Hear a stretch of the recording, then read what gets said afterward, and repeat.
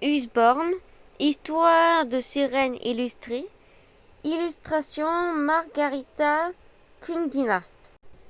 Cet ancien conte traditionnel nous vient du village de Zenor, dans les Cornouailles, à la pointe sud-ouest de l'Angleterre. La sirène de Zenor. Les cloches sonnaient et les gens se pressaient dans l'église de Saint-Sanara Zenor. Alors qu'il s'asseyait, une mystérieuse femme entra à son tour. Personne ne l'avait jamais vue. C'était un village paisible, perché sur une falaise surplombant la mer et perdu au fin fond des Cornouailles. Les visiteurs y étaient peu nombreux. L'arrivée de cette étrangère ne passa donc pas inaperçue. Elle avait des yeux d'un bleu vert étrange qui étincelaient comme la mer, et des cheveux qui lui arrivaient à la taille tombaient sur sa robe bleue telle une rivière d'or chatoyant. Sans un mot, elle s'assit tout au fond de l'église, ce qui n'empêcha pas le paroissien de se retourner et de murmurer « Qui est-ce? D'où vient-elle » Personne ne le savait. Le jeune Mackay Trowella était le premier chanteur de la chorale. Lorsque l'orgue se fit entendre, il se leva d'un pas assuré pour chanter son solo, et toute l'église se tut. Sa voix était profonde et envoûtante. En chantant, il remarqua le regard de l'étrangère posé sur lui, et crut la voir sourire affectueusement. Au moment du refrain, tout le monde se leva pour chanter. Mathieu entendait clairement la voix de la jeune femme s'élever au-dessus des autres. Elle tintait comme des clochers d'argent, et parfois harmonie avec la sienne. En entendant leurs deux voix se mêler si joliment, le cœur du garçon battit plus fort. À la fin de la messe, l'étrangère alla le voir. « Bonjour, dit-elle d'une voix douce. Comment t'appelles-tu ? Mathieu, bredouilla-t-il. Monsieur Morverin, lui dit-elle, tu as la plus jolie voix que j'ai jamais entendue. Mathieu rougit, mais avant qu'il ait pu lui répondre, Morverin avait disparu dans la foule qui sortait de l'église. Toute la semaine, Mathieu songeait à Morverin. Il pria pour qu'elle revienne à l'église la semaine suivante. Il voulait encore chanter avec elle. Le dimanche arriva, l'église était plus bondée que jamais. Mathieu creusa chaque rangée et Morverin n'était pas là. Puis, alors que la messe était sur le point de commencer, elle entra et s'assit à la même place tout au fond de l'église. Une fois encore, elle regarda Mathieu chanter avec admiration, puis mêla sa jolie voix à la sienne.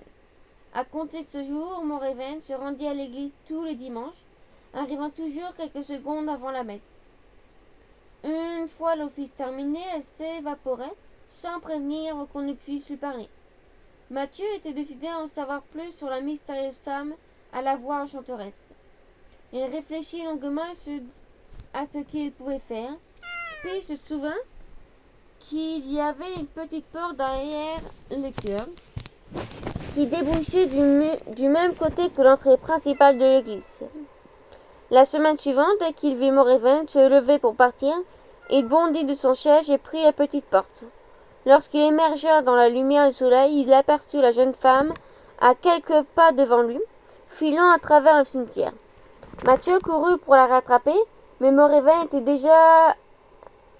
s'était déjà esquivé dans une ruelle. Le jeune homme l'emprunta à son tour. Il n'aperçut qu'un bout de sa robe bleue disparaître au coin d'une maison. Mathieu continua de suivre Morverin dans tout le village, puis à travers champs, mais il l'a perdu de vue. « Je l'ai perdu, pensa-t-il désespéré. C'est alors qu'il entrevit ce même bleu éclatant qui se déplaçait sur un chemin boisé menant à la crique de Pandour. La lumière se reflétait sur la robe à la façon dont elle le faisait sur les vagues. Il accéléra encore. Il finit par s'approcher si près qu'il put voir que la robe de la jeune femme dégoulinait d'eau. Ses motifs délicats étincelaient tel un poisson d'argent sur la surface de l'eau. « Morverin, attends-moi » appela-t-il désespéré. Mais une fois encore, il lui échappa. Elle atteignit les rochers sur le rivage lorsqu'il la rattrapa enfin. La jeune femme se retourna et le regarda de ses yeux bleu-vert comme la mer. « Mathieu, je ne peux pas rester sur la terre ferme, je suis une sirène. Ma place est dans l'océan. Quand j'ai entendu ta voix depuis la crique, j'ai voulu aller à l'église pour t'écouter et te voir de mes propres yeux. Mais je ne peux plus rester, je dois retourner dans la mer. Lorsqu'il posa de nouveau les yeux sur sa robe étincelante, il découvrit une queue de sirène, faite de magnifiques écailles choitoyants, mais il ne pouvait la laisser partir. « Je viens avec toi, dit-il. Emmène-moi dans ton monde sous la mer. »« C'est impossible, répondit Moréven en secouant la tête, la voix teintée de regret. Mais, commença-t-il. Si tu viens avec moi, interrompit Moréven, tu ne pourras jamais revenir sur la terre ferme. Tu devras abandonner ta vie d'humain, tu comprends? Mais je dois venir avec toi, répondit Mathieu. Jamais il n'avait été aussi sûr de lui. Alors Moréven lui prit fermement la main et plongea dans l'eau bleue, l'entraînant avec elle. Les habitants de Zénor n'entendirent plus jamais parler de Moréven ni de Mathieu. La famille du garçon était désespérée. Tout le monde au village partait à sa recherche, mais personne ne put deviner où il était passé. De nombreuses années s'écoulèrent et les gens se demandèrent encore ce qui était devenu. Mais un jour, un grand voilier vint s'amarrer juste devant la crique de Pandour. Les marins s'affairaient sur le pont lorsqu'ils entendirent une voix magnifique les appeler depuis les vagues. En regardant par-dessus le bord, ils furent impatientés de voir une sirène au nom, cheveux dorés et aux yeux bleus, nager vers leur navire.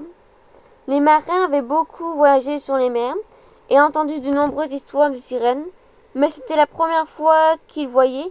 « Pourriez-vous déplacer votre ancre ?» demandait poliment la sirène. « Elle est posée devant la porte de ma maison au fond de l'eau.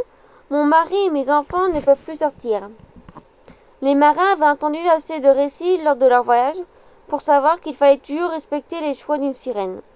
Ils acquisèrent de bon gré et bougèrent leur ancre. La sirène les remercia gentiment et disparut sous les vagues. Ce soir-là, les marins mirent à pied à terre et racontèrent leur histoire à la taverne pour impressionner les villageois. Vous ne devinerez jamais ce qui est arrivé à la crique de Pandour aujourd'hui, dit le capitaine de sa grosse voix. Une sirène aux longs cheveux blonds et aux yeux bleu-vert a nagé vers un navire. Il nous a demandé de déplacer notre ancre. Je n'en reviens pas. Il savait que son histoire était peu crédible, mais les habitants de Zénor l'écoutèrent attentivement. La description leur sembla familière.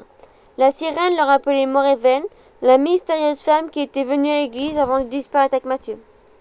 Et ensuite demandait-il que s'est-il passé. Elle nous a dit que notre ancre était posée devant sa porte.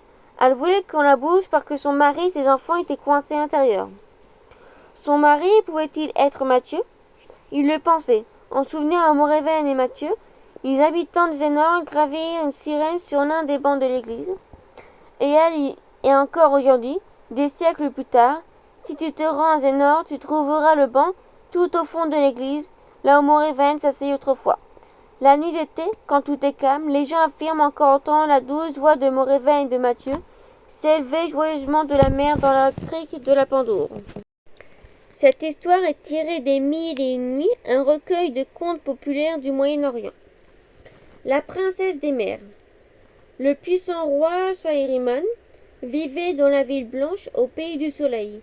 Il possédait presque tout ce dont un souverain pouvait rêver, l'argent, le pouvoir et un magnifique palais bâti au bord de la mer, d'une mer étincelante. Mais il était très malheureux car il n'avait pas d'héritier. Un jour, lorsqu'il se promenait dans les jardins de son palais, le roi vit une femme déambuler dans une allée. Elle suivait l'un des nombreux marchands qui venaient vendre leurs marchandises au palais. Il suffit d'un regard au roi pour tomber éperdument amoureux de cette femme, aux yeux aussi brillants que les étoiles, et à l'air curieux et sage. Le jour même, il lui demanda sa main. La femme réfléchit longuement avant de lui répondre, ce qui étonna un roi aussi puissant que lui, mais elle finit par accepter. Ils se marièrent peu après, lors d'une somptueuse cérémonie qui dura plusieurs jours. Ensuite, le roi emmena sa femme dans le plus beau appartement du palais. Leurs fenêtres laissaient entrer le soleil et donnaient sur les vagues. Il demanda à ses domestiques de lui apporter les plus belles tenues qu'il pourrait trouver, ainsi que les colliers de perles les plus fins, les diamants les plus brillants et les saphirs les plus bleus. Et il fit porter tout dans les quartiers de sa femme les plats les plus délicieux, du riz parfumé, des dattes moelleuses fourrées aux noix, mais aussi des bols de grenades rouges rubis, un délicieux halva fait de farine et de noix grillées dans du beurre doré mêlé d'eau de rose, de sucre et de safran. Cependant, son épouse ne lui adressait jamais la parole. Elle se contentait de regarder la mer briller par la fenêtre ou de baisser la tête de façon que ses longs cheveux noirs tombant sur le sol comme des vagues, la coupant du monde. Le roi était désemparé, et il passa une année entière avec elle, chérissant chaque instant et lui était entièrement dévoué, la couvrant de cadeaux, de compliments, lui accordant tout son temps, mais elle refusait de parler.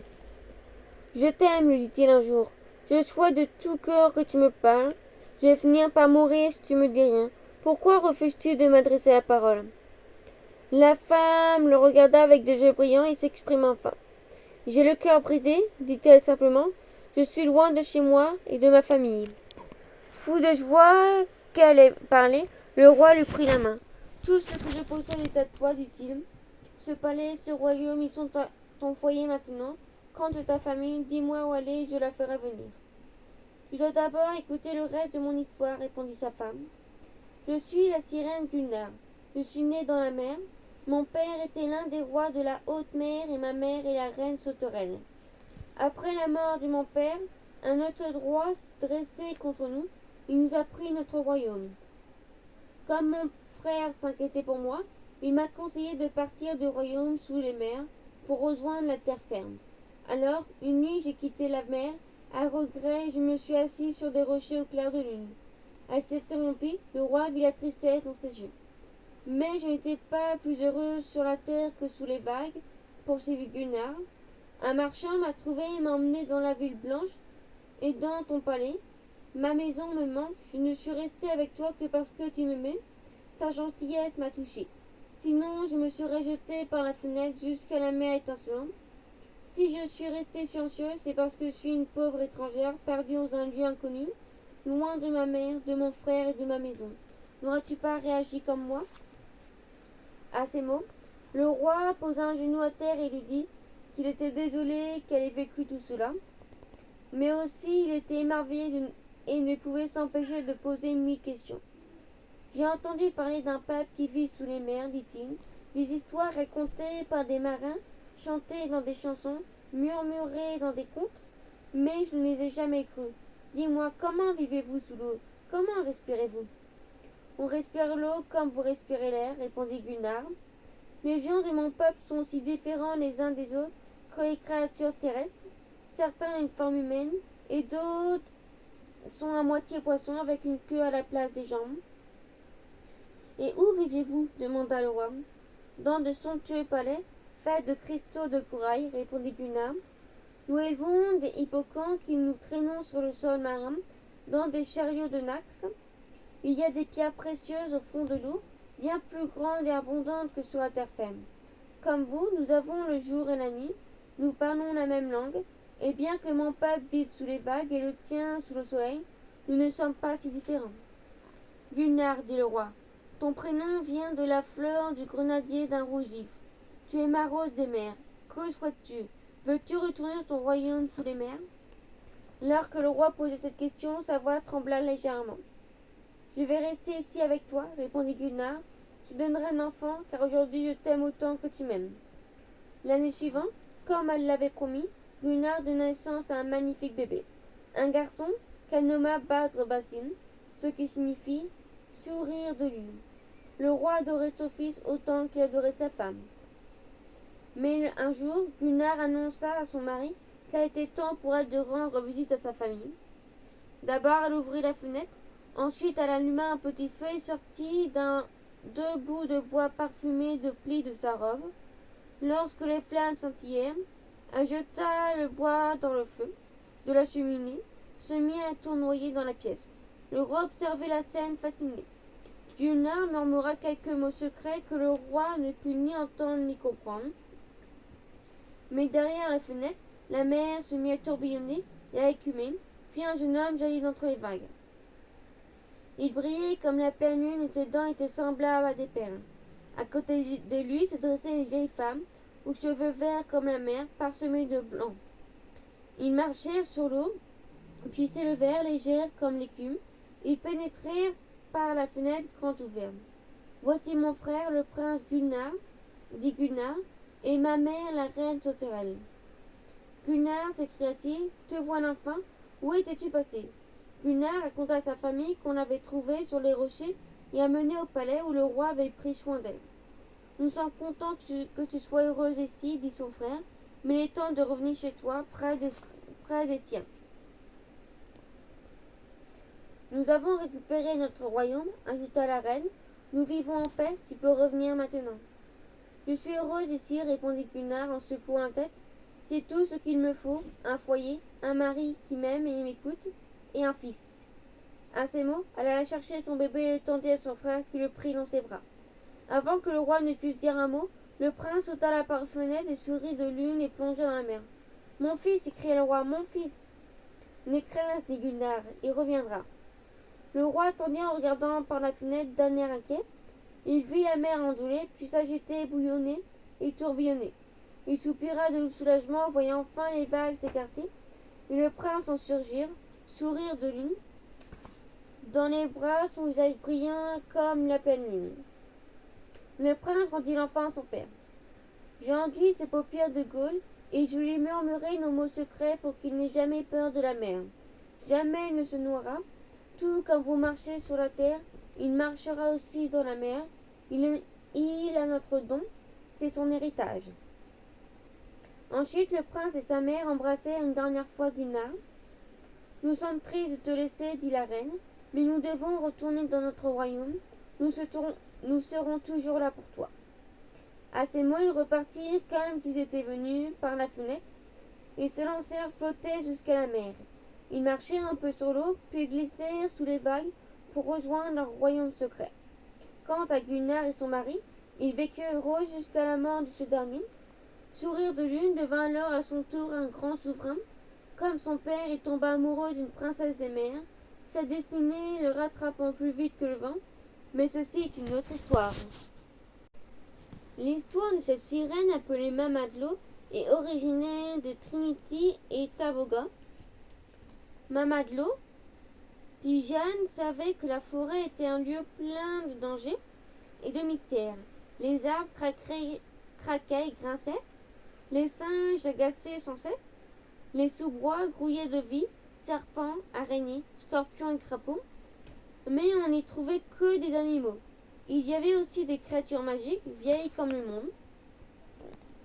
On racontait que Papa Bois, le père de la forêt, filait parmi les ombres aussi rapide qu'un cerf sur ses sabots fendus. Son corps était recouvert d'une épaisse fourrure et sa barbe de feuilles bruissait dans les vents. Dans les mares tranquilles, une rivière impétueuse, dans les ruisseaux tumultueux et les lagons profonds, vivait Mamadlo, la mère de l'eau. Elle est mi-femme, mi-serpent, disait la grand-mère de Tijane. Méfie-toi d'elle.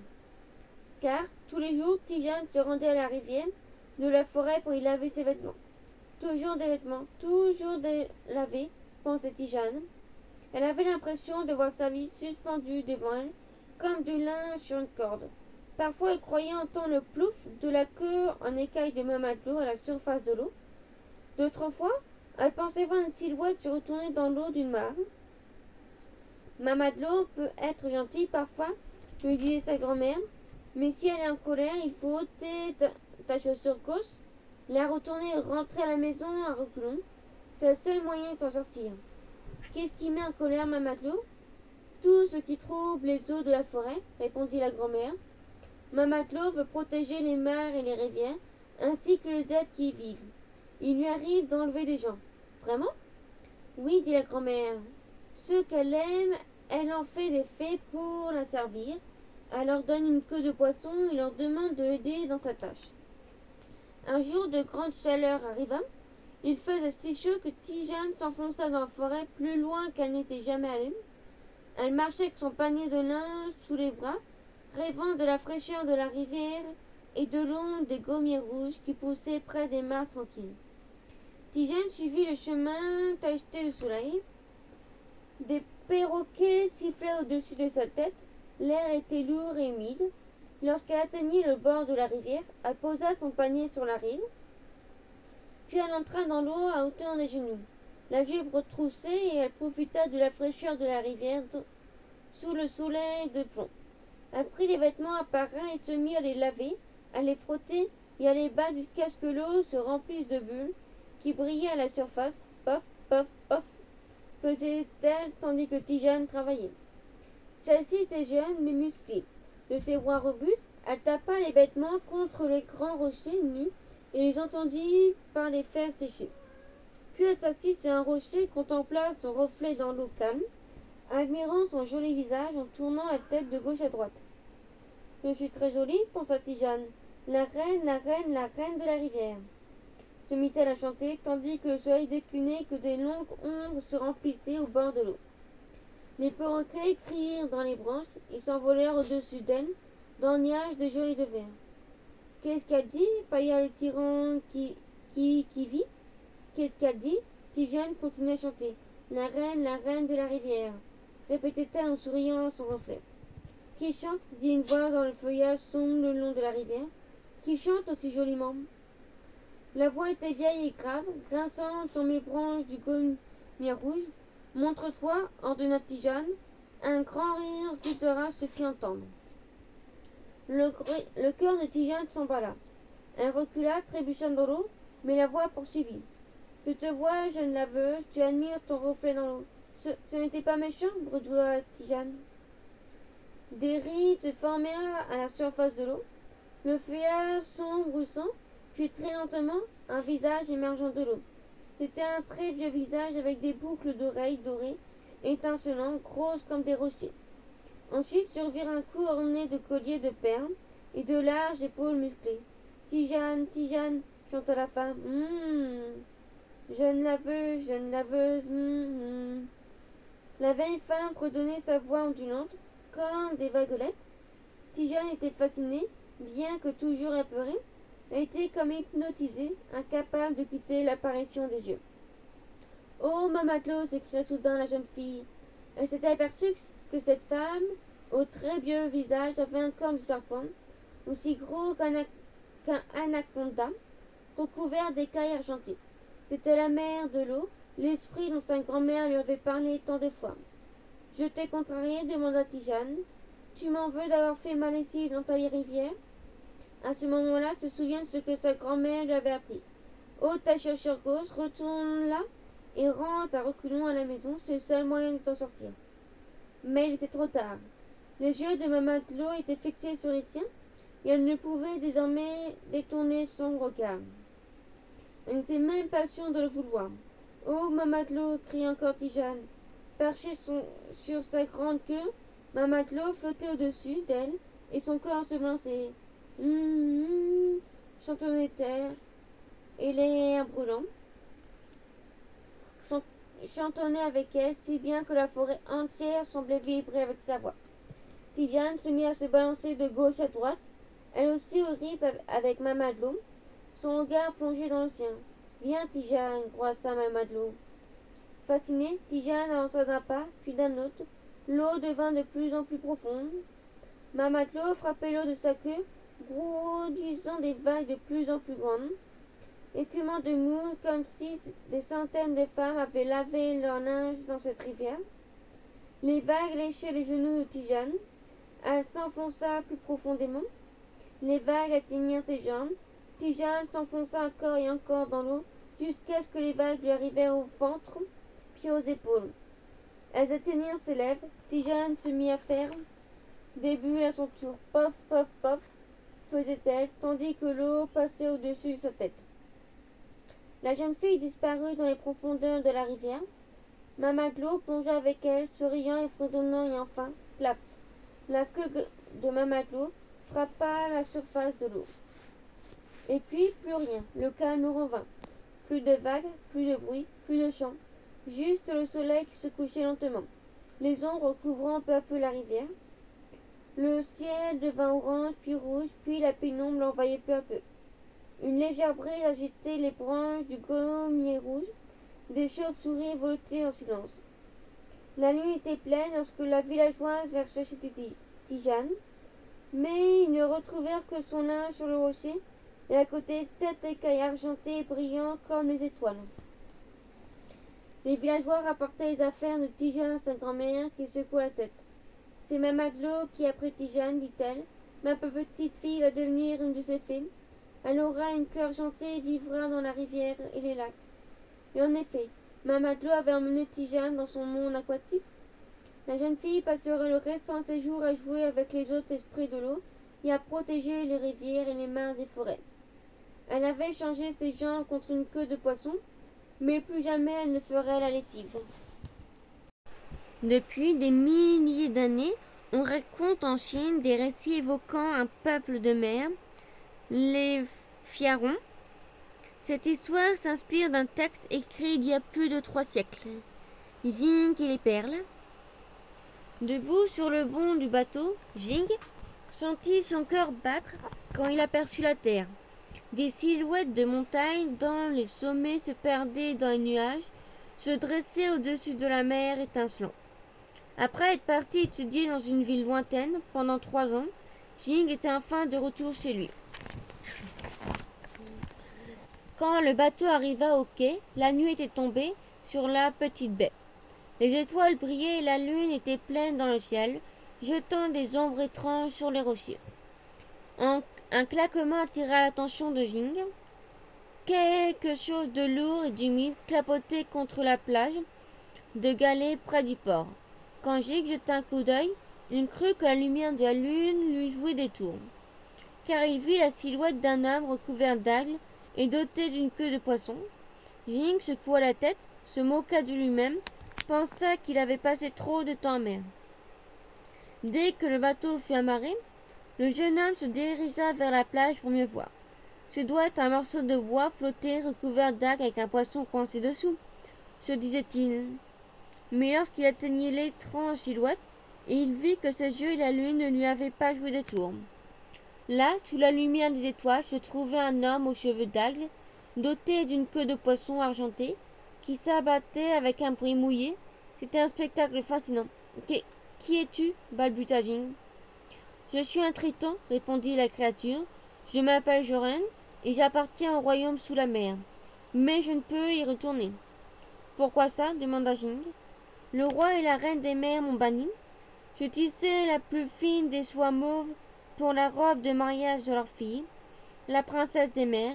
La robe devait être magnifique, même parfaite, mais j'ai tissé si vite pour qu'elle soit prête. Attends que le métier à tisser s'est brisé.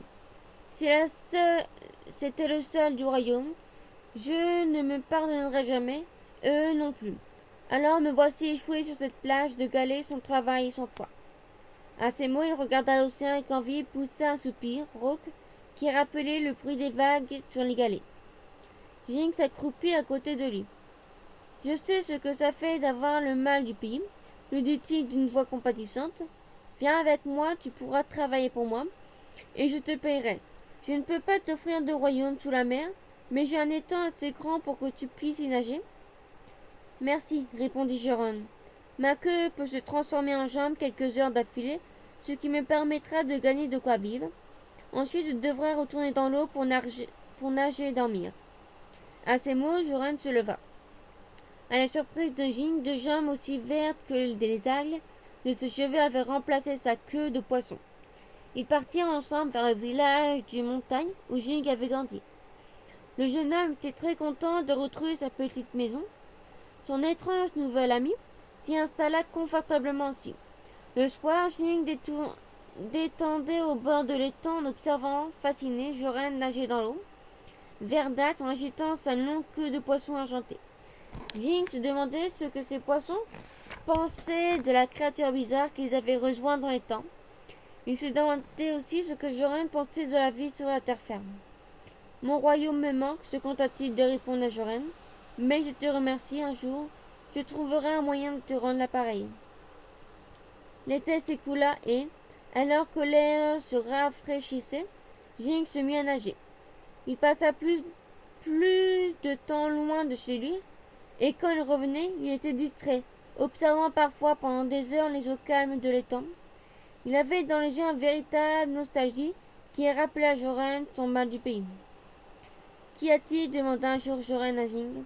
Parle-moi, je sais qu'il s'est passé quelque chose que j'aimerais t'aider comme tu m'as aidé. Pour toute réponse, Jing fit un sourire gêné. Je suis amoureux, soupira-t-il. Mais c'est merveilleux.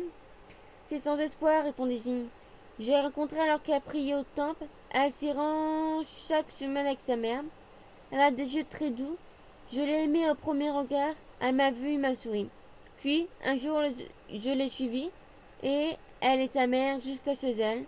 Je voulais lui demander si nous pouvions faire connaissance. Continue, l'invita Joanne.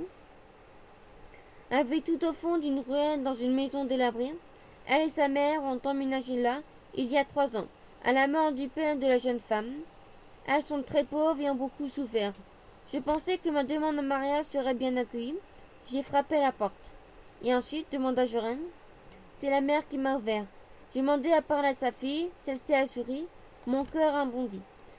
Mais sa mère a secoué la tête. Ma fille s'appelle Wonjung, m'a-t-elle dit. Tu sais ce que ça veut dire 10 000 perles.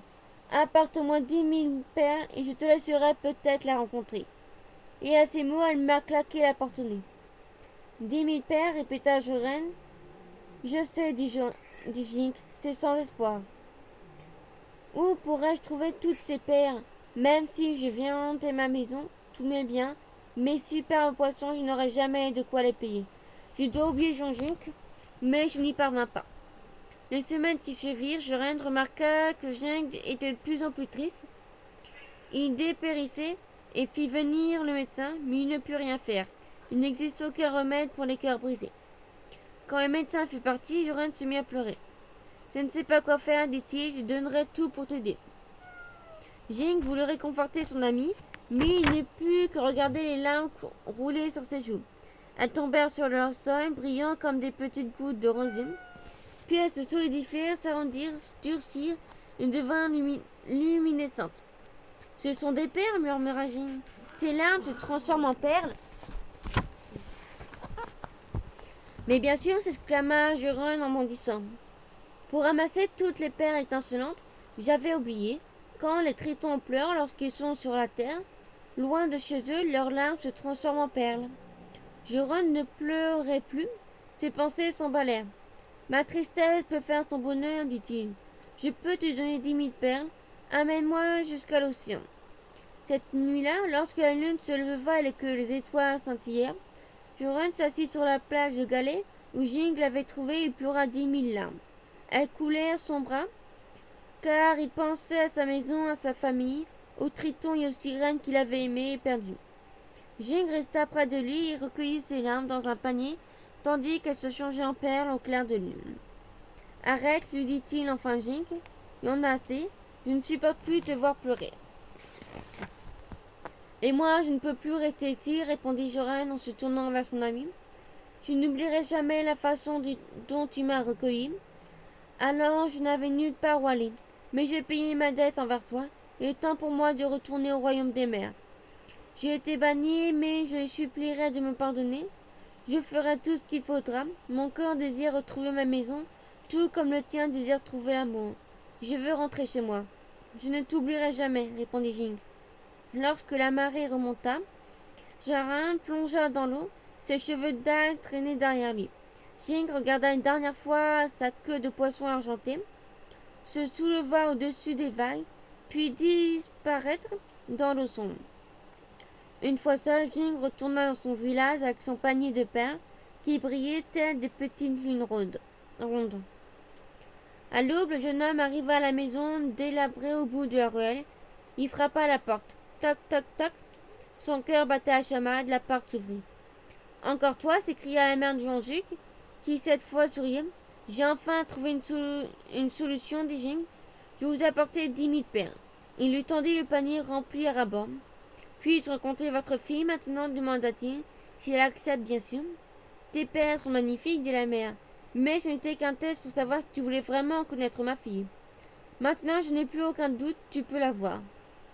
Elle fit un pas de côté, Jean-Juc apparut, souriant timidement. le regard toujours aussi doux. Allons faire un tour, proposa-t-elle. Les jours, les semaines et les mois passèrent. Tout ce temps, Jing et Anjuk se promenaient sur des chemins de forêt luxuriants et bavardaient jusqu'au coucher du soleil. Jing parla entre autres à Anjuk de Joran et du cadeau qu'il lui avait fait. Les jeunes gens tombèrent fous amoureux. L'été suivant, ils se marièrent au temple où ils s'étaient rencontrés. Tout le monde resta bouche bée devant la superbe robe de la mariée qui brillait de milliers de petites perles. Combien y en a-t-il murmuraient les invités. 10 000, répondit la mère de Yonjuk. Quant à Joran, Jing le cherchait des yeux chaque fois qu'il longeait la côte. Parfois, il avait l'impression d'apercevoir une queue de poisson argenté battre dans l'écume. Quand il voyait la lune briller comme une perle sur les eaux sombres, il pensait à lui. J'espère qu'ils t'ont pardonné, que tu es aussi heureux que je le suis, grâce à toi, murmurait-il face aux vagues, et que tu es rentré chez toi pour tisser les plus belles soies du royaume sous les mers. Sirena est une créature aquatique de la mythologie des Philippines. Cette histoire trouve ses origines dans le folklore espagnol et celui des Chamorros, un peuple du Guam, à date d'environ 200 ans. Sirena. Il y a bien longtemps, sur l'île de Guam, là où la rivière Acana rejoint l'océan, vivait une jeune fille. Elle s'appelait Sirena. Elle adorait l'eau. Chaque jour, elle nageait dans la rivière et des poissons aux écailles d'argent filaient autour d'elle lorsqu'elle plongeait sur la surface. Mais tandis qu'elle nageait, joyeuse et insouciante, Sirena échappait à ses obligations. Elle aurait dû aider sa famille avec les corvées quotidiennes, la cuisine, la tisane, la lessive. Elle faisait de son mieux pour travailler dur et pour aider, mais quand sa mère lui confiait une tâche, elle l'abandonnait bien vite pour aller nager dans l'eau fraîche de la rivière. Sirena, sois sérieuse, lui disait sa mère, Taïtazi, mais cela n'y changeait rien. Jusqu'au jour où devait avoir lieu la fête du village pour célébrer les récoltes. Ce matin-là, Taïtazi travaillait dur. Elle fit bouillir un fruit à pain dans du lait de coco jusqu'à ce qu'il soit doré et tendre. Elle prépara du poulet et de la soupe de maïs, de la papaye au vinaigre et de la soupe de crabe. Les enfants s'affairaient autour d'elle pour l'aider. Ils cuisinaient, mélangeaient les préparations, lavaient et pétrissaient tous, sauf Sirena, qui avait disparu. C'est ça la plus jeune sœur qui se rendait à la rivière pour puiser de l'eau, qui la découvrit en train de patauger. Sirena, peu à tête, revient à la maison, maman est en colère.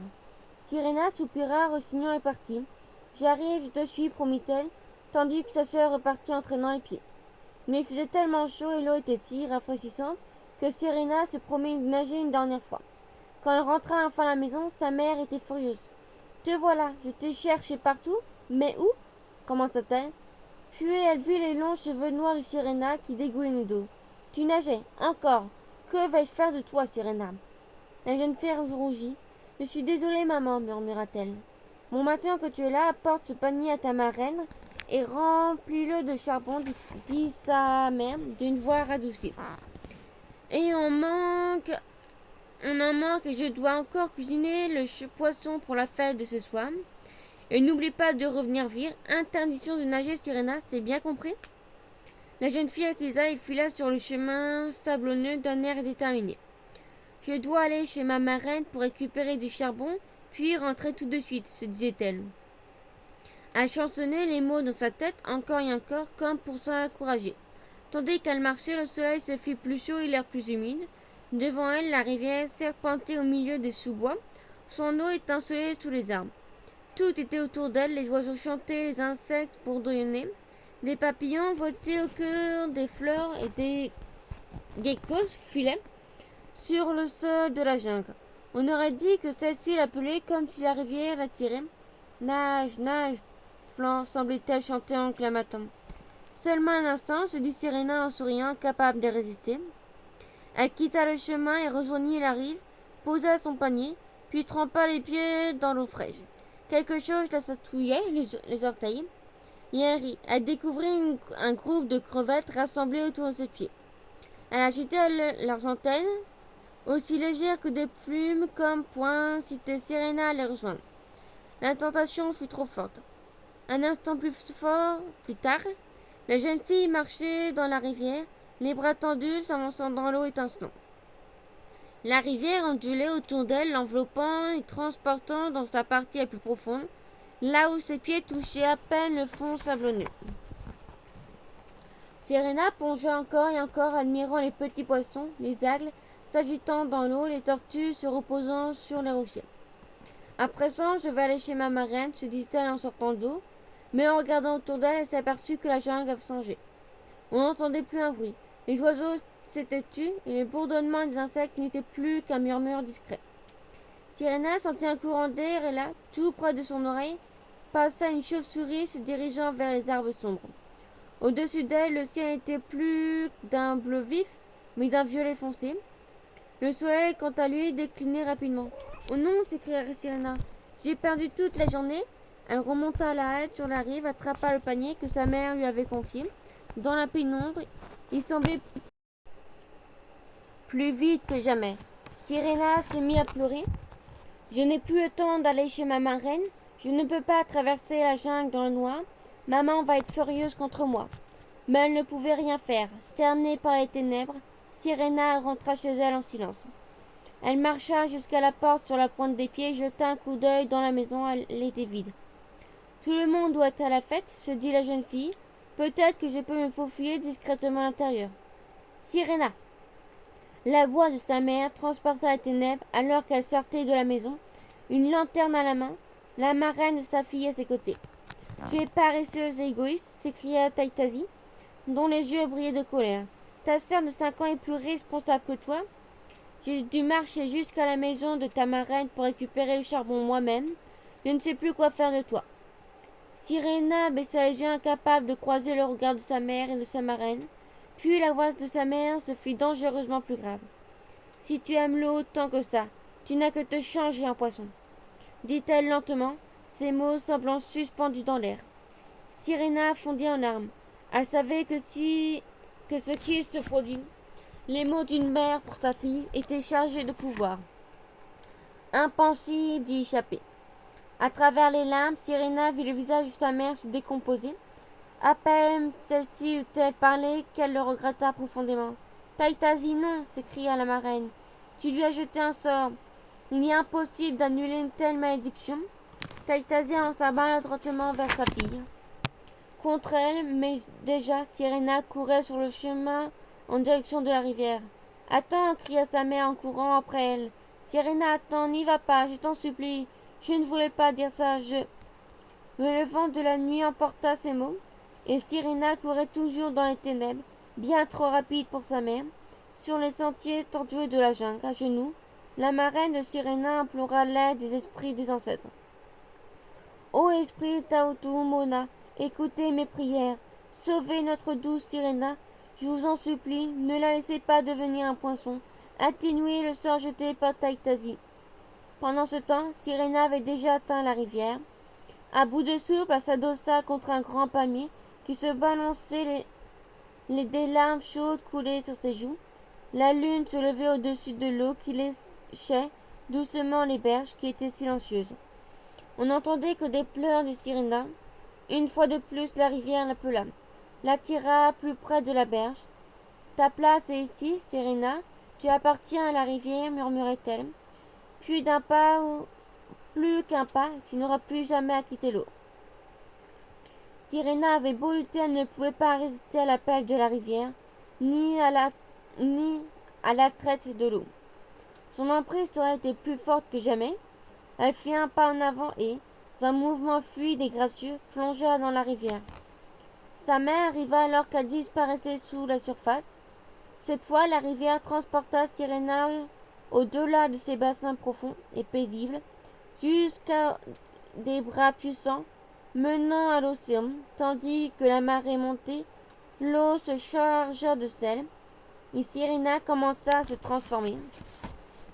Des écailles étincelées le recouvrirent les jambes, qu'ils ne firent bientôt plus que d'un dans l'eau. Une nageoire aux bordures délicates se déploya autour de ses pieds. En se laissant, Sirena vit nettement qu'elle avait une queue de poisson argentée et brillant aussi lisse que celle d'un dauphin. Elle s'étendait de sa taille jusqu'à l'endroit où s'étaient trouvés ses doigts de pied. Sirena, hésitant, se pencha pour le toucher. Bientôt mes mains vont se changer en nageoire, je serai vraiment un poisson, se dit-elle, trop émerveillée pour en avoir peur. Mais aucune autre transformation ne survint. Sirena toucha son visage, ses bras et passa ses doigts dans ses longs cheveux. La prière de sa marraine avait été entendue. La puissance du sort avait été atténuée. La jeune fille remonta à la surface pour regarder la rivière, le rivage avec tristesse. « Au revoir, mère. Au revoir, marraine, dit-elle. Puis elle glissa sous les vagues, l'océan était désormais sa maison. Sur la rive, la mère de Sirena entendit l'adieu de sa fille. Transportée depuis l'océan, elle savait qu'elle ne reverrait jamais son enfant. Mais par la suite, chaque année, lors de la fête du village, un panier de charbon apparaissait sur la rive, là où Sirena avait plongé pour la dernière fois. La Yara est une sirène des rivières qui apparaît à l'origine dans la mythologie des tribus Tubis et Guarani au Brésil. Alonso et la Yara. De mémoire, il n'y avait pas eu d'été plus chaud que celui durant lequel Alonso et Jula s'étaient rencontrés. Il est vrai que les étés étaient toujours chauds dans cette partie du monde, bien plus chauds que là où Alonso avait grandi. Mais cette année-là, pendant des mois, il fit si chaud qu'il était impossible de faire quoi que ce soit. S'ils le pouvaient, les gens dormaient toute la journée. Parfois, on aurait dit que le monde entier était à moitié assoupi. Mais la vie continuait, et le jour le plus chaud de cette histoire, la ville se rassembla pour une grande fête. Alonso aperçut Julia avant que celle-ci ne le repère. Avec sa robe blanche, ses fleurs rouges dans les cheveux, on ne voyait qu'elle. Alonso pensa que c'était la plus belle jeune fille qu'il avait jamais vue. Et si on avait interrogé Julia, elle aurait répondu qu'Alonso était le plus beau jeune homme qu'elle avait jamais vu. Ils parlèrent jusqu'au petit matin, puis se séparèrent, se promettant de se revoir le lendemain. Ainsi Alonso rendit visite à Julia chaque soir après son travail. Il passait des heures dans le jardin de celle-ci à rire et à discuter jusqu'à que les étoiles brillaient, où il restait parfois assis en silence, main dans la main, observant les oiseaux mouches volter de fleur en fleur. Bien vite, elles se fiancèrent et rien ne semblait pouvoir gâcher leur bonheur. Mais un jour, après avoir rendu visite à Julia, Alonso décida de marcher le long de la rivière à l'orée de la forêt. Il était à mi-chemin de chez lui quand il découvrit une méandre dans la rivière. Son eau était transparente comme le cristal, et là où elle clapotait paresseusement sur ses berges, on pouvait voir tous les galets. Cependant, en son centre, l'eau était si profonde qu'elle était noire comme une nuit sans lune. Alonso hésita à peine avant de retirer ses vêtements et d'y entrer. L'eau était aussi rafraîchissante qu'en avait l'air, et le jeune homme se promit d'y revenir le lendemain. Ainsi, chaque jour suivant, Alonso se baigna après avoir vu Julia. C'était comme si l'eau l'appelait. Un soir, il nagea dans la partie la plus profonde du méandre. Tout était paisible, à part le chuchotement de la rivière et le doux couassement des grenouilles. C'était tellement magique qu'on aurait dû un rêve soudain. Alonso entendit un chant. C'était un air beau et ensorcelant qui le rendait heureux et triste à la fois. Il était si apaisant qu'Alonso voulait rester dans l'eau pour toujours. Puis, aussi soudainement qu'il avait commencé, le chant se tut. Alonso crut alors apercevoir un éclair lumineux sur la rive. Il nagea rapidement pour voir ce qui était là, mais il ne distingua aucun mouvement, aucun son, rien. Le soir suivant, comme d'habitude, Alonso rendit visite à Julia. Il était sur le point de partir quand soudain lui demanda « Où es-tu allé hier soir après m'avoir quitté, Alonso ?» Le jeune homme, bien que surpris, répondit « Je suis allé nager comme d'habitude. Il y a un endroit profond dans les rivières, tu le connais ?» Julia secoua la tête, mais elle ne souriait plus. L'eau y est fraîche et calme, poursuivit Alonso.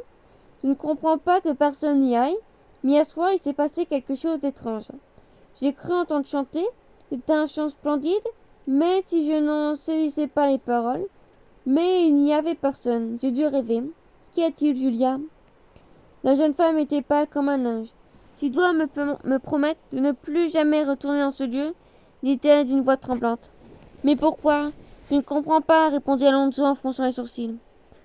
Tu n'es pas d'ici, alors tu ignores sans doute les histoires de la rivière. Alonso secoua la tête. On raconte qu'une horrible créature vit dans cette eau, expliqua Julia, et qu'elle s'attaque aux jeunes hommes sur le point de se marier. Elle les attire avec son chant, puis les entraîne au fond de l'eau. Où il meurt, on l'appelle la Yara. Ne me dis pas que tu crois à ces histoires, protesta Alonso. Je sais pas, mais n'y va pas, dit Julia en secouant la tête. Si tu entends son chant la prochaine fois que tu rentreras là-bas, tu la verras et ça ne pourra se finir que par ta mort. Alonso se mit à rire. Il savait que ce n'était pas gentil, mais c'était plus fort que lui. Son rire était dur et résonnait bizarrement à ses oreilles. Et étrangement, il n'arrivait pas à l'arrêter. Julia frissonna. Tu l'as déjà vu, n'est-ce pas? Demanda-t-elle en s'éloignant de lui. Alonso secoua la tête. Il était certain de ne rien avoir vu, à moins que l'éclair de la berge n'a été la Yara. Mais il était incapable d'arrêter de rire. Julia recula davantage. Elle avait entendu dire que ceux qui avaient vu la Yara riaient ainsi. Malgré ses efforts, elle se mit à pleurer, ce qui fit enfin taire le rire d'Alonso. Je ne retournerai pas si ça te bouleverse, dit-il. Il ne croyait pas à la Yara, mais il aimait tellement Julia qu'il était prêt à tout pour elle. Bien que la pensée de ne plus aller à la rivière non, il n'y retournerait pas si c'était parce qu'elle voulait. Merci, répondit doucement Julia, mais la Yara est très puissante. Si elle a jeté son dévolu sur toi, elle t'appellera et tu auras du mal à résister. Je vais te donner quelque chose. Julia se précipita dans la maison et revint avec un petit coquillage. Elle chanta alors doucement dedans, puis le tendit à Alonso. Prends ça, dit-elle. Si la Yara chante de nouveau, tiens ce coquillage contre ton oreille, tu entendras ma chanson. Ma voix sera peut-être plus puissante que la tienne, et elle te sauvera. Cette nuit-là, Alonso tient parole et rentra directement chez lui. La nuit suivante fut très chaude et il ne put s'empêcher de penser à la rivière, dont l'eau était si agréable. Pendant un instant, un air sans parole résonna dans sa tête. Mais il reste chez lui.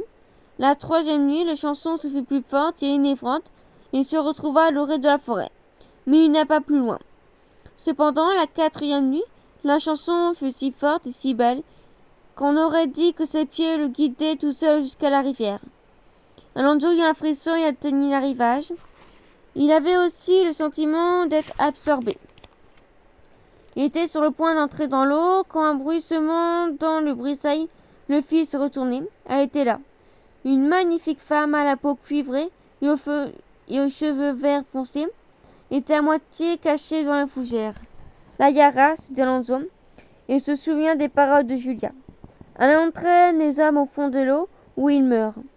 Alonso se mit alors à courir aussi vite que possible, sans oser regarder derrière lui de peur de ralentir. Le matin suivant, il reprit courage et retourna à la rivière avant d'aller travailler pour voir s'il y avait des traces de la femme. Il n'y trouva rien. Quel idiot je fais, se dit-il.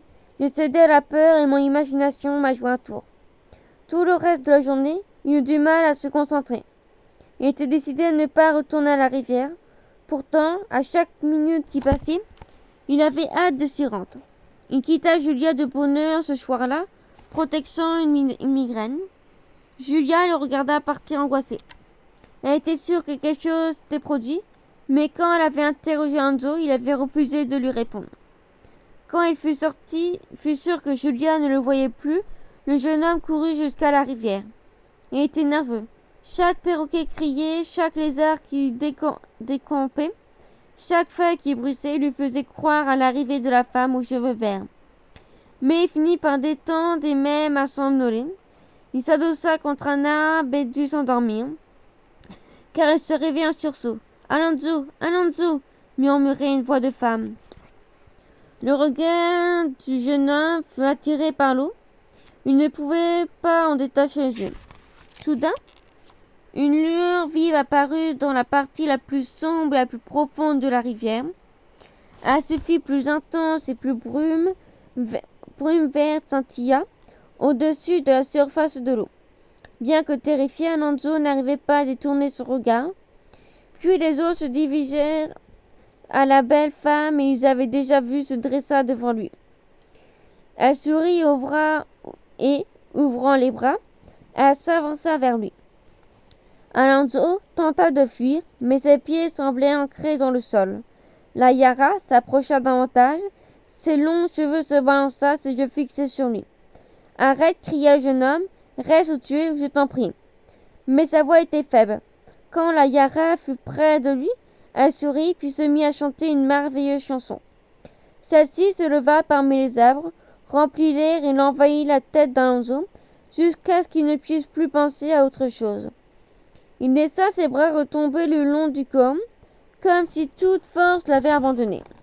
« C'est fini, se dit-il, tandis que la chanson l'ensorcelait. Rien ne pourra me sauver. » Mais quelque chose le titillait. Qu'avait-il oublié? Bien sûr, le coquillage de Julia. Au prix d'un immense effort, il le sortit de sa poche et, incapable de le porter à son oreille, il pencha la tête vers lui. Un instant, le chant de la Yara se fit plus intense et plus envoûtante. Alonso devint si faible qu'il tomba presque à genoux, mais il serra fermement un coquillage. Soudain, aussi légère qu'un murmure, la voix de Julia s'éleva. Au début, Alonso eut du mal à l'entendre, mais progressivement, la voix se fit plus forte et le jeune homme retrouva peu à peu ses esprits. Il sentait ses forces revenir et, quand il releva la tête pour regarder autour de lui, il était seul. La brume tourbillonnant avait disparu, tout comme la Yara.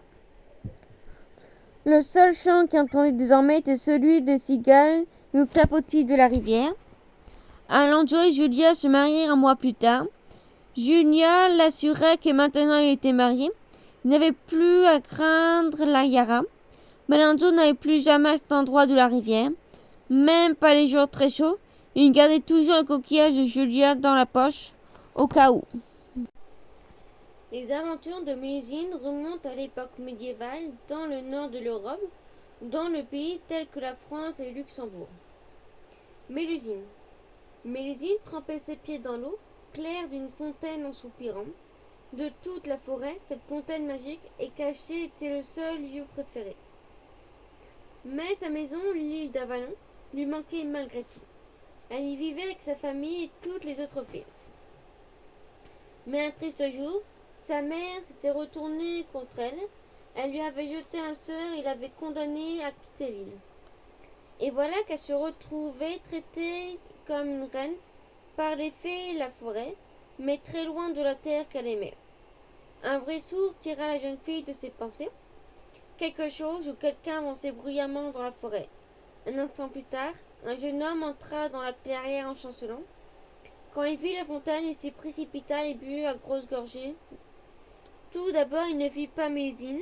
Enfin, il leva les yeux et en les découvrant, son expression changea. Il avait entendu parler des créatures magiques de la forêt, mais il n'y avait jamais cru. Si elle existait alors, Mélusine devait être l'une d'elles. Ses longs cheveux roux brillaient comme des flammes et ses yeux sombres rappelaient les marées vertes étincelantes de la forêt. Lorsqu'il la quittait du regard d'un instant, il avait l'impression de la voir luire d'une lueur verte d'eau de coin de l'œil.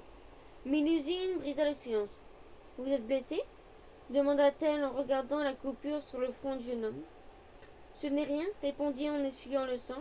Mon cheval m'a désarçonné et s'est enfui. Je vais bien, mais qui êtes-vous ? Vous devriez d'abord vous présenter, répondit Mélusine en souriant. Pardonnez-moi ma grossièreté. Je suis Raymondin, duc de Lusignan. Je vis dans le château de l'autre côté de la forêt, dit-il en faisant une révérence, pour vous servir. La jeune femme le salua à son tour. Je suis Mélusine, répondit-elle, puis regardant la coupure de Raymondin d'un air inquiet, elle dessina la fontaine. Cette eau est magique. Si vous vous lavez le front avec, Votre blessure guérira. Merci, répondit Raymondin, d'un air hésitant. Mais il suivit son conseil, sa blessure disparut. Alors c'est vrai, s'exclama-t-il, cette forêt magique. Bien sûr, répondit Mélusine en riant. Vous l'ignorez? On y trouve de nombreuses fées. Raymondin ne savait pas si elle le taquinait, mais peu lui importait. Rien ne lui importait. Il était fasciné par Mélusine, comme si elle l'avait ensorcelé. Ils parlèrent, et le temps s'écoula étrangement vite. Sans que le jeune homme s'en rende compte, le soleil était en train de se coucher. Il était temps de rentrer. Puis-je revenir demain, vous demanda-t-il. Seriez-vous là? Oui, répondit Mélusine en souriant. Raymondin ne revint pas seulement le lendemain, mais aussi le surlendemain et tous les jours des mois qui suivirent. Bientôt, les deux jeunes gens furent très amoureux. Raymondin lui demanda sa main. Le cœur de Mélusine fit un bond. Mais elle se souvint du sort jeté par sa mère, et son bonheur fut bientôt place à l'inquiétude. Je voudrais bien t'épouser, dit-elle à Raymondin. Mais avant d'accepter, tu dois me faire une promesse. Tout ce que tu voudras, répondit Raymondin. Mélusine inspira longuement. Peux-tu me promettre qu'une fois que nous serons mariés, tu me laisseras passer chaque samedi soir seul? C'est tout, répondit le jeune homme en riant. Bien sûr. Tu ne dois même pas essayer de me voir, poursuivit la jeune fille sérieusement. Promis. Je passerai une soirée dans une autre partie du château si tu le souhaites. Raymondin, dit Mélusine, je veux que tu comprennes que c'est très important. Si tu brilles cette promesse, je devrais te quitter et nous serons malheureux jusqu'à la fin de nos jours. Je ne te trahirai jamais ta confiance, répondit Raymondin d'un air sérieux, et je ne cesserai jamais de t'aimer, quoi qu'il arrive. Alors c'est d'accord, je veux bien t'épouser, déclara Mélusine ravie. Ce soir-là, une fois Raymondin parti, la jeune fille attendit d'être seule pour se glisser dans l'eau de la fontaine. Elle ressentit un picotement familier dans les jambes, puis sa peau se mit à briller et devint d'un vert lumineux qui reflétait la lumière comme les ailes d'une libellule. Ensuite, ses orteils s'écartèrent et ses jambes devinrent plus longues et ondulées et écaillées, jusqu'à former deux queues de poisson. Telle était la malédiction pesant sur Mélusine, ou du moins une partie. Une fois par semaine, pendant quelques heures, elle se changeait en sirène, et elle devait cacher à tout prix son secret à son bien-aimé. Que penserait-il d'elle s'il l'apprenait, et du reste de la malédiction? Il priait pour qu'il ne la découvre jamais. Raymondin et Mélusine se marièrent au printemps, près de la fontaine où ils s'étaient rencontrés. Les fées de la forêt assistèrent à la cérémonie, cachées derrière les âmes, souhaitant discrètement bonne chance aux époux. Elles savaient pertinemment que les mariages entre fées et humains se terminaient rarement bien. Pendant plusieurs années, le couple fut heureux. Raymondin et Mélusine eurent beaucoup d'enfants, et leur amour était plus fort que jamais. Ensemble, ils régnaient sur leur peuple avec bienveillance et sagesse. Le royaume prospérait et leurs sujets étaient ravis. Raymondin respecta fidèlement ses promesses. Une fois par semaine, Mélusine se retirait dans leur quartier et son époux passait la soirée ailleurs dans le château. Il ne l'interrogeait jamais et ne lui demandait pas d'oublier sa promesse. Il l'aimait et il la respecterait trop pour ça. Et si, de temps en temps, il ne pouvait s'empêcher de s'interroger sur son étrange femme, il balayait vite ses pensées. Le temps passa, les enfants du couple grandirent et quittèrent le château. Un jour, le cousin de Raymondin fit séjourner au domaine. Voyant combien Raymondin et Mélusine s'aimaient, combien leur lien semblait se resserrer de jour en jour, il ressentit de la jalousie et décida de les séparer. Cher cousin, demanda-t-il à son flatteur, pourquoi n'as-tu pas le droit d'aller dans tes quartiers ce soir? C'est parce que ta femme te l'ordonne? Ce n'est pas grand-chose, répondit Raymondin. Mais tu ne te demandes pas ce qu'elle fait? Tu n'es pas un peu jaloux? Et pourquoi le serais-je? Répondit Raymondin. Son cousin haussa les épaules et Raymondin décida de ne plus accorder d'attention. Mais il avait semé le doute en lui. Au fil des jours, Raymondin voulut avoir une réponse. Le samedi soir suivant, il quitta la table de bonheur en prétextant une promenade. Mais il resta au château. Il monta dans le quartier qu'il partageait avec sa femme, se cacha derrière une paravane et attendit. Bien vite, Mélusine arriva accompagnée d'une armée de serviteurs portant un grand peignoir et des seaux d'eau. Dès que les domestiques eurent rempli la baignoire et furent partis, Mélusine se glissa dans l'eau et poussant un long soupir. Quelle idiote fait, pensa Raymondin honteux. Évidemment, elle prend juste un bain et profite un peu de temps seul. Que pourrait-elle faire d'autre? Soudain, elle entendit un gros plouf et deux grosses queues de poisson dépassèrent de la baignoire. Raymondin s'approcha sur la pointe des pieds pour regarder. Il eut le souffle coupé. Sa femme était changée en sirène. Il quitta la pièce aussi discrètement que possible, espérant que Mélusine ne l'avait pas entendu. Il était triste qu'elle ait gardé ce secret pour elle. Rien ne pourrait changer son amour pour sa femme, mais il était encore plus triste d'avoir rompu sa promesse. Il décida de ne plus en parler. Cependant, le secret se révéla trop lourd à porter. Par une chaude journée d'été, deux de leurs fils vinrent leur rendre visite, se disputèrent violemment. Raymondin était si fâché contre eux qu'il perdit son sang-froid. Mélusine tenta de le calmer, puis cela ne fit qu'aggraver les choses. C'est de ta faute, lui hurla-t-il. Va-t'en, espèce de sale poisson. À ces mots, Mélusine sut qu'il l'avait épié. Elle se précipita hors de la pièce en pleurant. Raymondin courut auprès d'elle, mais Mélusine s'en prit à lui. Tu as brisé ta promesse, dit-elle, mais je dois tenir la mienne. Comme tu l'as vu, je suis victime d'un sort, mais il ne me condamne pas seulement à devenir une sirène. Si je découvre que mon mari m'a trahi, je vais devenir une ombre, un fantôme, une sorte d'esprit. Pardonne-moi, dit Raymondin. Il doit bien y avoir un moyen de rompre cette malédiction. Mélusine secoua la tête d'un air triste. Trop tard, répondit-elle, et bientôt je devrais te quitter. Te reverrai-je un jour demanda son époux. Une semaine avant ta mort, répliqua Mélusine. Je t'apparaîtrai brièvement, je ne peux rien y faire. Je dois te dire adieu, mon amour. Je t'en supplie, ne t'en vas pas, dit Raymondin en tentant les bras. Mais déjà, Mélusine, les larmes aux yeux, avaient commencé à disparaître, le contour de son corps brillant d'une lueur vert pâle. Je suis désolée, c'est trop tard, murmura-t-elle. Son corps n'était plus qu'une sorte de brume. Elle disparaissait comme les ombres sous le soleil de midi.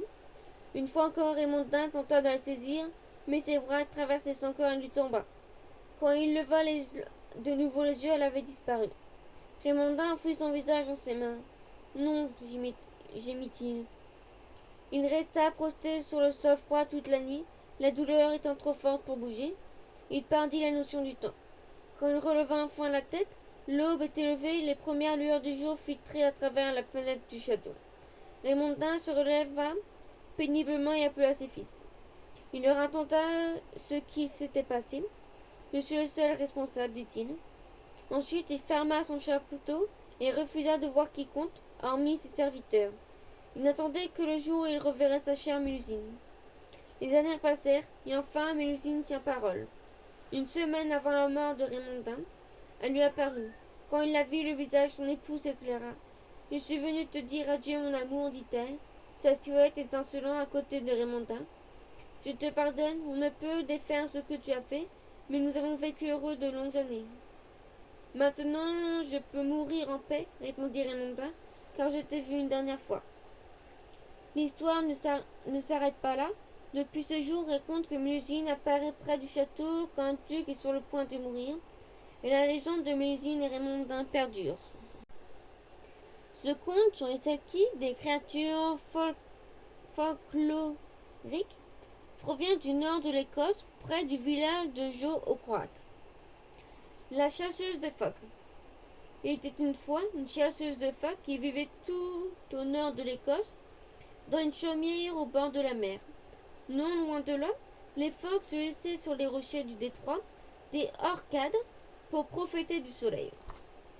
Chaque jour, la chasseuse se rendait sur la plage et guettait l'arrivée du phoque bien gras. Si elle avait de la chance, elle en attrapait un, et le dépeçait puis vendait sa peau pour nourrir ses enfants. Son mari était mort l'année précédente et elle n'avait personne pour l'aider. Mais elle se débrouillait bien toute seule. Elle était devenue si douée pour chasser les phoques qu'on l'a surnommée la plus grande chasseuse de phoques du Nord. Parfois les gens lui disaient « Attention aux plus gros phoques, ce sont des Selkies » Ils vivent dans leur propre royaume, tout au fond des mers, et peuvent prendre l'apparence des humains. Une fois par mois à la pleine lune, ils abandonnent leur peau et dansent au clair de lune. La chasseuse de phoques se moquait d'eux. Je ne crois pas à ces balivernes, disait-elle, et elle poursuivait son activité, attrapant les phoques qui se prélassaient dans les rochers. Mais un jour, elle fut peut-être trop lente, ou glissa peut-être sur le rocher, alors qu'elle frappait son phoque. Celui-ci s'enfuit plongeant dans la mer, agité d'avant qu'elle puisse l'attraper, emportant avec lui le couteau de la chasseuse. Cette dernière se précipita, mais le phoque était trop rapide pour elle et la mer trop déchaînée. Pour y plonger, la femme fit demi-tour pour rentrer chez elle, regrettant la perte de son couteau. Elle se mit à graver le sentier rocheux menant à sa chaumière. Le ciel était dégagé lorsqu'elle s'était mise en route, mais un épais brouillard s'élevait maintenant à la mer. Il s'accrochait à ses cheveux sous forme de coups de salib et entourait ses jambes tels des serpents fantomatiques. C'est alors qu'au loin elle entendit le galop d'un cheval si puissant que le sol se mit à trembler. La femme se figea puis se cacha, le cœur battant à tout rond sans savoir pourquoi. Un instant plus tard, un grand cheval noir émergea de la brume, chevauché par un inconnu. La femme n'avait jamais vu un cheval aussi grand et un homme aussi imposant. Il avait d'imposants yeux noirs aussi sombres que l'océan par une nuit sans lune. « Bonjour, dit l'étranger. Que faites-vous dans ce brouillard si près du rocher et de la mer déchaînée ? Je chasse les phoques, répondit-elle, et je rentre chez moi. Ah, fit l'étranger en souriant d'un air ravi. Alors j'ai de la chance de vous rencontrer. Je voudrais une centaine de peaux de phoques que je peux vous payer en or, mais il me les faut pour ce soir. Malheureusement, c'est impossible, répondit la femme d'un air déçu. Les phoques sont partis et ne reviendront pas avant demain matin. Mais je peux vous aider, répondit l'étranger. Je connais un endroit qui grouille de phoques, plus que vous n'avez jamais vu. Grimpez sur mon cheval et je vous y emmène. La femme hésita. Quelque chose chez l'étranger le troublait. Peut-être était-ce la lueur de ses yeux ou sa façon de parler qui semblait la submerger comme les vagues. Mais la seule pensée de toute cette heure pour nourrir et habiller ses enfants était trop tentant pour refuser. Elle grimpa donc derrière le cavalier et le grand cheval partit au galop. Ils filèrent comme le vent sur le sentier étroit de la falaise. Ils allèrent de plus en plus loin, la brume tourbillonnait autour d'eux, de plus en plus près, jusqu'à ce que la chasseuse de phoques ne sache plus où étaient ni où ils allaient. Enfin le cavalier tira sur les rênes et la brume s'estompa, assez pour que la femme constate qu'il s'était arrêté au bord d'un précipice de roches noires et s'effritait dans la mer à ses pieds. Descendez, ordonna soudain l'étranger, la femme lui obéit. Elle regarda les pieds de la falaise, mais ne vit pas les rochers, seulement les mers agitées. Où sont les phoques demanda-t-elle, nerveusement, regrettant d'avoir suivi l'homme. Vous le verrez bientôt, répondit ce dernier. C'est alors qu'il mit les mains sur les épaules de la femme et celle-ci chuta dans le vide, si vite que le vent emporta son cri de détresse. Elle atterrit dans la mer au pied de la falaise, heurtant l'eau d'un grand plouf. Elle sentit les yeux noirs se renverser, les eaux noires se renverser au-dessus de sa tête. Son effet de moi, se dit la femme, c'est fini. C'est alors qu'à sa grande surprise, elle découvrit qu'elle pouvait respirer. L'eau était chaude et douce comme de la soie sur sa peau. Elle sentait le poids de l'étranger dans l'eau derrière elle, et il plongeait de plus en plus loin. Aussi vite qu'elles avaient filé dans les herbes, enfin ils atteignirent une grande arche et une porte ornée de corail et de coquilles de coq, qui s'ouvrit pour révéler une immense salle voûtée. Les murs étaient ornés de miroirs et incrustés de nacre, tandis que le sol était fait de sable doré. La chasseuse de phoques regarda partout et ne vit pas de poissons ni d'humains, mais des salkis. Quand elle se tourna pour regarder l'étranger, elle vit que lui aussi était un salki, un corps et à la tête de phoque sur laquelle reposait une délicate couronne d'or. La légende disait vrai, se dit la femme. Tout ce temps, j'ai attrapé des Selkies. Maintenant, ils vont vouloir se ranger. Mon compte est bon. Comprit-elle en voyant son reflet dans un miroir. Elle n'avait plus l'apparence d'une humaine, mais d'une Selkie. Son reflet lui renvoyait l'image d'un phoque avec une fourrure soyeuse, des nageoires et des grands yeux sombres. Courant, elle se retourna, elle vit les autres Selkies dans la salle qui discutaient discrètement. Leur voix était étouffée et triste, et ils se déplaçaient doucement d'un air sombre. Certains étaient allongés sur le sol sablonneux, chassant de grosses larmes de leurs yeux avec leurs nageoires dévétueuses. Le Selkie qui s'était présenté à elle comme un cavalier sorti de la salle en nageant, on revint avec un couteau en dessous une nageoire. Avez-vous déjà vu ceci demanda-t-il. Horrifiée, la chasseuse de phoques reconnut l'arme. C'était le couteau qu'elle avait utilisé ce matin-là et que le phoque blessé avait emporté. La femme ne put qu'acquiescer. Suivez-moi, dit le Selkie avant de la faire sortir de la grande salle pour le guider jusqu'à une petite pièce. Là se trouvait un Selkie blessé sur un lit d'aigle. C'est mon père, notre roi, dit le Selkie. C'est lui que vous avez blessé ce matin. Je sais que vous l'avez pris pour un phoque ordinaire, mais c'est notre souverain. Il parle et il comprend aussi bien que vous. Je vous ai fait venir ici pour que vous le soigniez. Seul celui qui l'a blessé peut le guérir. Alors, vous êtes un prince demanda la chasseuse de phoques. Le Selkie acquiesça. Je n'y connais rien en médecine, dit la femme, mais je ferai de mon mieux. Elle nagea jusqu'au roi blessé. Elle lava sa blessure en utilisant un petit bol, se servit d'aigle pour le panser. À sa grande surprise, son toucher fut magique. À peine eut-elle nettoyé la blessure que le vieux phoque parut aller mieux. D'abord, ses yeux s'animaient, puis sa voix terne devint brun doré. Et elle quitta son lit, nageant jusque dans la grande salle. Là, elle se mit à tournoyer, glissant dans l'eau, avec élégance et agilité. Les autres phoques se mirent à rire et à applaudir. Ils nagèrent derrière lui, frottant de joie leur museau contre le sien. Pendant ce temps, la chasseuse de phoques restait dans un coin, à pleurer. Qu'allait-il lui arriver? Allait-il la punir en la gardant ici à tout jamais, sous la forme du Selkie? Elle pensa à ses enfants qui l'attendaient à la maison. Serait-elle autorisée à les voir une fois par mois à la pleine lune, abandonnant sa peau pour danser sur la rive rocheuse? Tandis qu'elle se posait mille questions, le prince vint vers elle. Il ne semblait pas en colère. Vous êtes libre de retourner sur la terre ferme, dit-il. Nous n'allons pas vous garder ici, je vais vous ramener, mais à une condition. Laquelle demanda la chasseuse. Vous devez me promettre de ne plus jamais blesser de phoque. La femme réfléchit un moment. Elle ne savait pas comment nourrir ses enfants, ni quelle activité exercer, mais elle était prête à tout accepter pour le revoir. De toute façon, elle ne s'imaginait pas faire à nouveau du mal à un phoque. Promis, dit-elle gravement. Le prince leva une nageoire, la chasseuse fit le même, et les extrémités de leur nageoire se touchèrent. Les autres Selkies se rassemblèrent autour d'eux pour regarder. Suivez-moi, dit le prince des Selkies. Il guida la chasseuse hors de la grande salle, franchit l'arc de corail, et il fila de plus en plus haut à travers l'eau fin des profondeurs. L'eau se fit plus claire à l'approche de la surface, jusqu'à ce qu'enfin les deux Selkies retrouvèrent leur pure et froide dérive du détroit des Orcades. Prenez soin de vous, dit le prince quand la chasseuse atteignit un rocher, puis il disparut sous les vagues.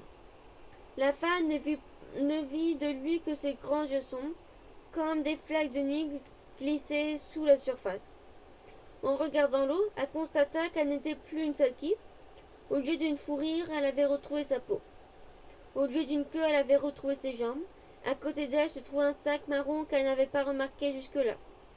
Elle le saisit, il lui sembla lourd, tellement lourd qu'elle pouvait à peine le soulever, mais elle le traîna sur le chemin le long de la falaise jusqu'à sa chaumière. Quand elle franchit la porte, ses enfants se rassemblaient autour d'elle pour lui demander ce qu'elle avait attrapé. Rien, répondit-elle, tu n'attraperais plus de phoques. Elle raconta son histoire aux enfants.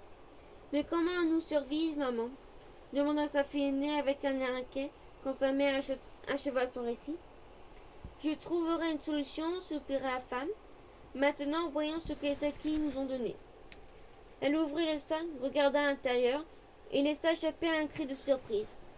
Le sac était rempli d'or, assez pour que la chasseuse de phoques et sa famille puissent vivre le restant de leurs jours, et elle tint parole. Elle n'attrapera plus jamais de phoques. Cette histoire s'inspire d'un conte de l'auteur danois Hans Christian Andersen, publié pour la première fois en 1837. La petite sirène. Il y a bien longtemps, très loin sous la surface de l'océan, dans un monde secret, vivait le peuple de la mer. Ces maisons étaient en coquillages incrustés de perles et de brillantes fleurs aquatiques ornées de jardins. Mais l'habitation la plus élégante et la plus belle était le palais du roi de la mer, érigé au milieu de coraux immenses et entouré d'une forêt d'aigles. Le roi y vivait avec ses 6 filles qui adoraient prendre soin des jardins du palais. Jour après jour, elle décorait ces derniers de centaines de babioles et de trésors découverts dans les coques des épaves des navires. Au cœur des jardins se trouvait leur trésor le plus précieux, une statue d'humain en marbre. Vela, la plus jeune des sirènes, adorait cette statue. Elle passait des heures près d'elle à admirer son visage en se posant 1000 questions. Chaque jour avant de se coucher, les princesses se rassemblaient pour se peigner les cheveux en écoutant les histoires de leur grand-mère qui leur parlait du monde au-dessus des vagues. À votre 21e anniversaire, vous aurez le droit d'aller à la surface, disait-elle aux princesses, et vous y découvrirez des choses extraordinaires.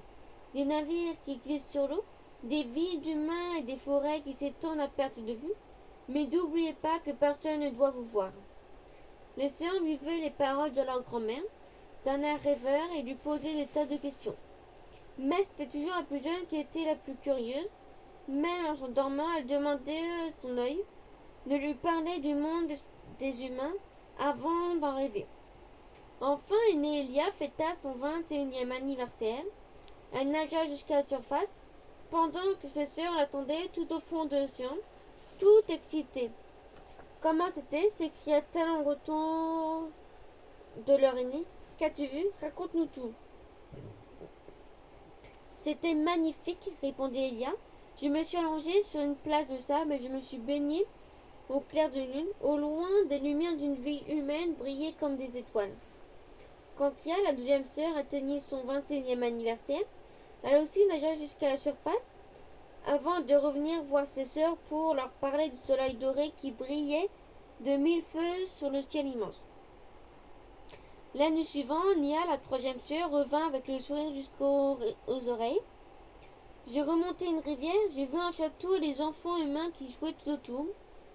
Mira, la quatrième sœur, leur parla de l'eau qui ondulait à la surface de l'eau, montant et retombant comme une énorme créature vivante. À chaque année qui passait, Vela était de plus en plus impatiente de découvrir ces merveilles.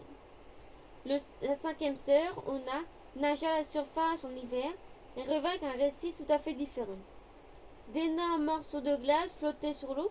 Ils étaient blancs comme des baleines de nord et étincelaient tels des diamants. Vivement mon anniversaire, murmura Vela. Quand le jour arriva enfin, Vela atteignit ses sœurs et nageant à toute vitesse jusqu'à la surface et agitant sa queue le cœur battant. À quoi ressemble ce monde? Demanda-t-elle. Le soleil était presque couché à l'horizon lorsque la petite sirène atteignit la surface. Les nuages étaient rouges rangés, le ciel était trié d'or. Un navire était ancré non loin de l'endroit où Vela avait émergé de la musique et des chants résonnaient au-dessus de l'eau. Tandis que le soleil se couchait et que des centaines de lampions éclairaient la nuit, incapable de contenir sa curiosité, Vela nagea plus près. Des marins dansaient et criaient sur le pont au-dessus d'elle. Soudain, des exclamations retentirent. « Bon anniversaire, prince Harry !» Vela se hissa sur un rocher pour voir le prince vêtu de blanc. Il riait en embrassant ses invités. Enchantée, la petite sirène passa toute la nuit à observer le navire. Enfin, la fête se termina. Les discussions ne furent bientôt que des murmures. Les invités allaient se coucher. On atteignit les lampions, mais les marins travaillaient encore. Ils défirent les voiles une par une et le bateau débranla. D'énormes nuages s'étaient amassés à l'horizon avec un vent fort balayait la surface de l'océan.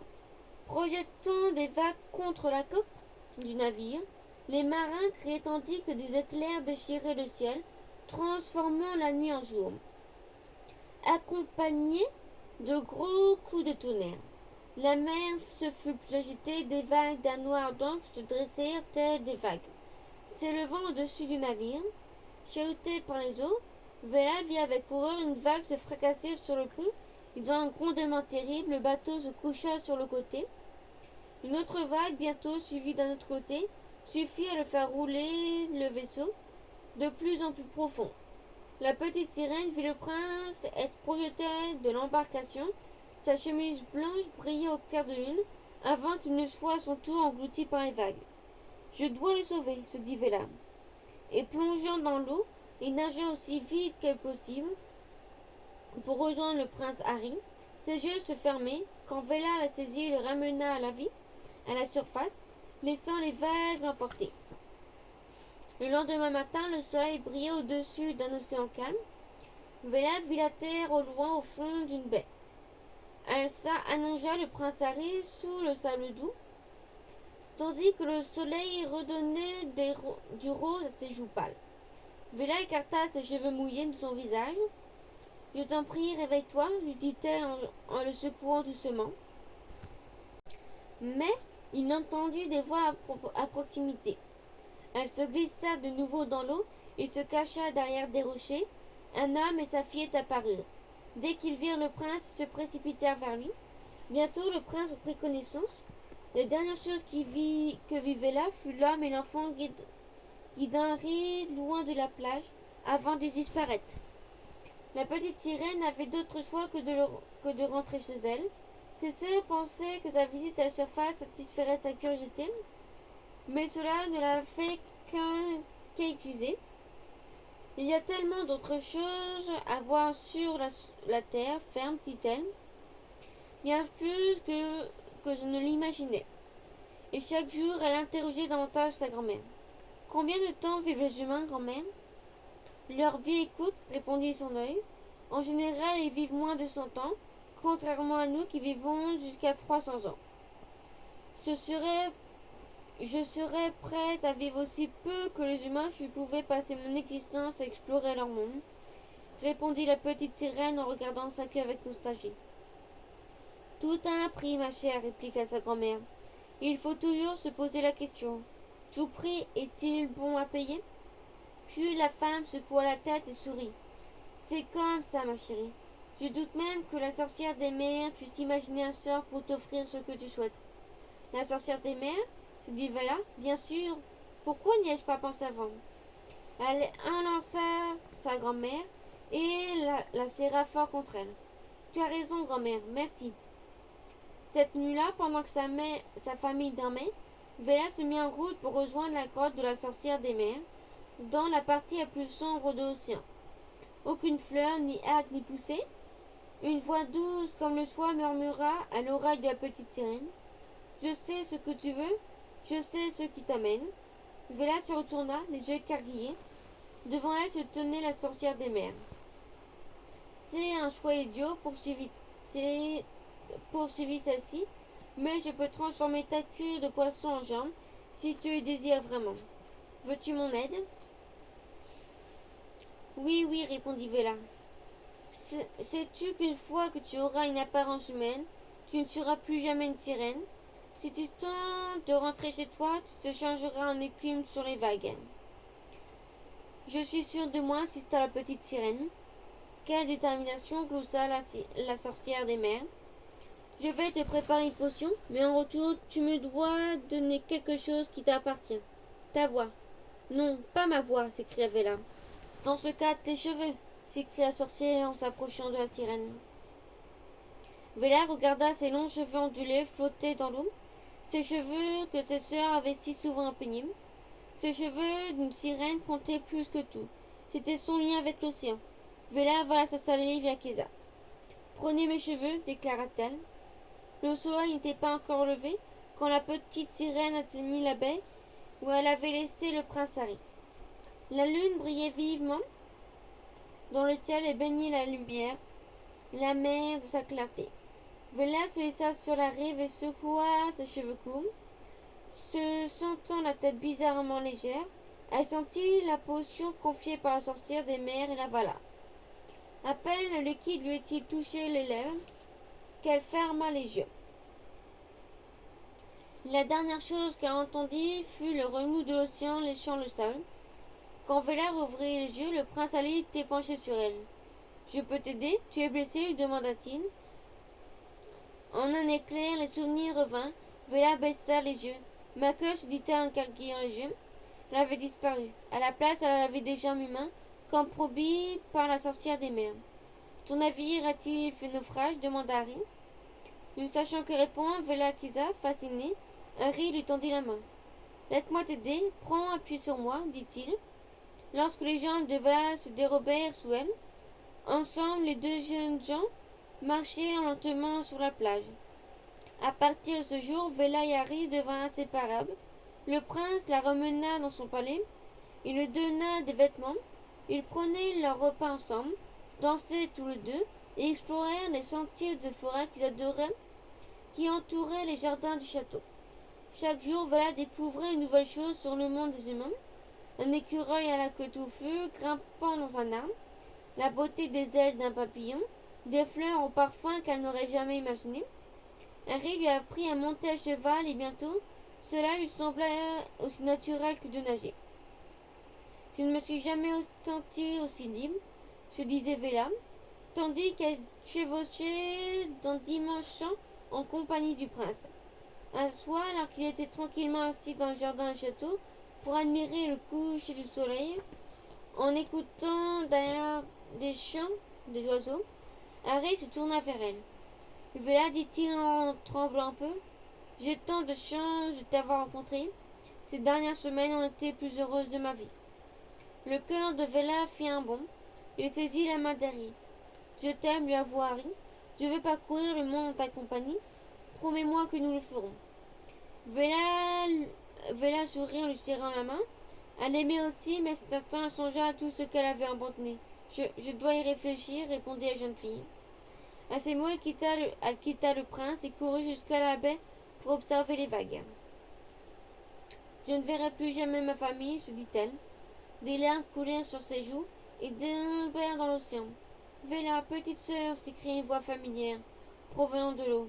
Elia, s'exclama Vela, en voyant sa sœur aînée émerger de l'eau, l'air inquiet. Tes larmes m'ont guidée jusqu'ici, dit Elia. On a deviné ce que tu avais fait. Je suis allée voir la sorcière des mers et elle m'a tout raconté. Ne t'en fais pas, je l'ai convaincue de t'aider.